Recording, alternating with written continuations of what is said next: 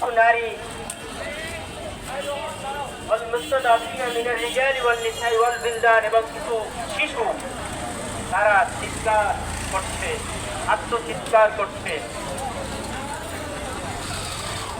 والبلدان الذين يقولون যারা বলে ربنا أخرجنا من هذه القرية الظالم أهلها হে আমাদের রব এই জনপদ থেকে আমাদেরকে তুমি কোথাও সরিয়ে নাও, কোথাও নিয়ে যাও।